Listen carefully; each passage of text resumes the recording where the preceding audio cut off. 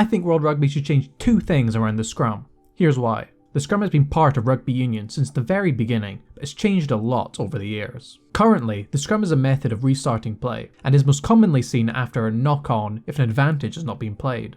This is where my first change comes in. I'd almost entirely get rid of the knock-on advantage. If your side drops the ball and picks it back up again, then it's a scrum. If the opposition picks it up, then it's play on. A big part of recent rugby law changes has been trying to speed up play, and I think having a scrum after a team that's just regathered the ball just because they haven't gone far enough forward is just slowing the game down. An advantage is there to give a team a small advantage after being on the opposite end of an infringement by an opposing player that has affected the team's attack. Why do you need an advantage when you went from not having the ball to now having the ball? Surely that's enough of an advantage. So preferably, I'd get rid of the knock-on advantage altogether, but I think maybe one phase of play would be an okay middle ground. The second thing I would change about the scrum is essentially removing scrum penalties. The only place that I'd keep a penalty is if it's deemed the player has purposefully collapsed the scrum.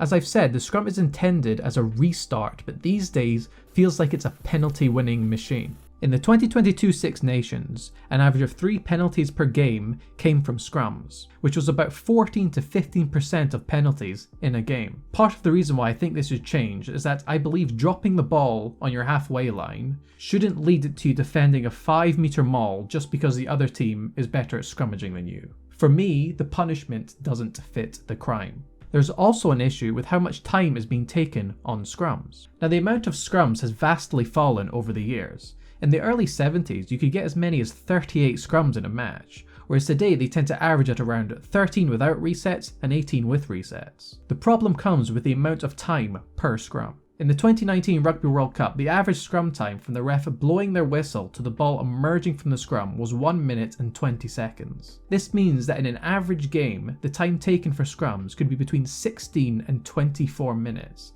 Meaning that up to 30% of a game could be scrums. In my opinion, a large part of why scrums take so long is people trying to win penalties. They do this by hitting very hard to cause the other player to collapse, or they end up collapsing themselves, that gives away a penalty, or commonly also leads to a reset. And another way resets happen is by keeping the ball in the scrum so the referee is forced to blow for a reset scrum.